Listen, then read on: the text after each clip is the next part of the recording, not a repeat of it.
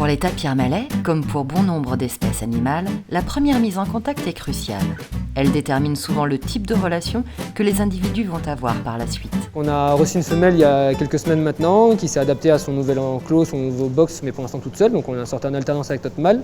Et là aujourd'hui on va les mettre ensemble pour la première fois, donc dans la plaine, de façon à ce qu'ils se découvrent. On essaie déjà une demi-heure voir comment ça se passe. Ne vous étonnez pas, ça peut se courser, hein, c'est des tapirs, donc c'est un comportement naturel, et voilà. La femelle et le mâle se sont déjà vus et sentis à travers leurs enclos, et tout laisse à penser que le moment est arrivé pour qu'ils soient mis ensemble. Pour autant, cette mise en contact peut se transformer en véritable combat, auquel cas, les soigneurs doivent intervenir très vite. C'est toujours compliqué, ça sera vraiment pour déloger au dernier moment l'animal, parce que c'est un animal de 360 kg, le mâle. S'il nous charge, même avec un bouclier, on ne fera pas le poids, donc c'est vraiment pour dernier recours pour essayer de séparer, mais normalement on n'aura pas besoin d'intervenir. Allez, c'est parti. Tioman, attiré par l'odeur du céleri, est sorti. Comment va-t-il réagir à la présence du tari sur son territoire? On pensait que ça allait courir beaucoup plus et qu'il y aurait un peu plus d'action. C'est ce qui se passe en général chez les tapirs terrestres, en tout cas chez nous, à chaque fois qu'on a fait des mises en contact, c'était un peu plus speed.